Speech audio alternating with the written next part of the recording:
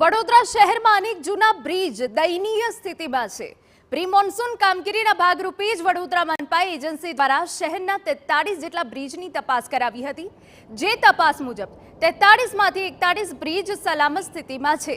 જૂનો જાંબુઆ બ્રિજ અને કમાટીબાગનો fort bridge મનપાએ બંધ કર્યો।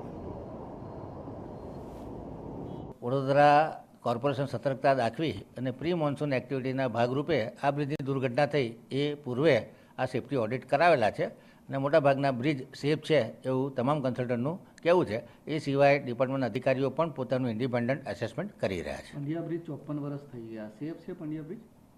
અત્યારે તો રિપોર્ટ એવો આવ્યો છે કે સેફ છે, આરસીસી સ્ટ્રક્ચર સેફ છે।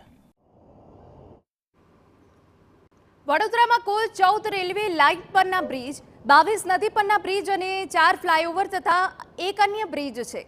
મનપા ભલે 43 માંથી 42 બ્રિજ સલામત હોવાના દાવા કરે પણ વાસ્તવિકતા કંઈક અલગ છે। પાદરા ગંભીરાનો બ્રિજ તૂટી પડતા 15 લોકોએ પોતાનો જીવ ગુમાવવાનો વારો આવ્યો છે। આવા જ પ્રકારના બ્રિજ વડોદરા શહેરમાં પણ હયાત જોવા મળી રહ્યા છે। વડોદરા શહેરના શાસ્ત્રી બ્રિજ પર હાજર છે કે જેની પરિસ્થિતિ અત્યંત દયનીય હાલત છે।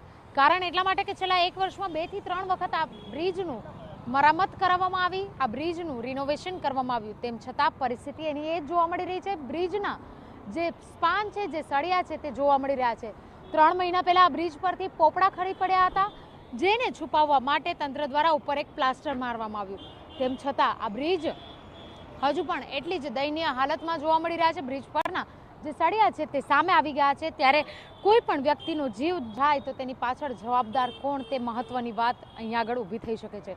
કારણ એટલું જ છે કે તંત્ર દ્વારા જ્યારે આ પ્રકારની કોઈ પણ ઘટના બને ત્યારે તમામ જગ્યાના બ્રિજોનું ઇન્સ્પેક્શન કરવાના આદેશ આપી દેવામાં આવતા હોય છે, ચકાસણી કરવામાં આવતી હોય છે, સ્ટ્રક્ચર સ્ટેબિલિટી રિપોર્ટ કરવામાં આવતો હોય છે, પરંતુ જ્યારે જે બ્રિજની યોગ્ય રીતે મરામતની જરૂરિયાત હોય તેને પૂર્ણ કરવામાં ક્યાંક કચાશ રહી જતી હોય તેવા દ્રશ્યો પણ અવારનવાર જોવા મળી રહ્યા છે।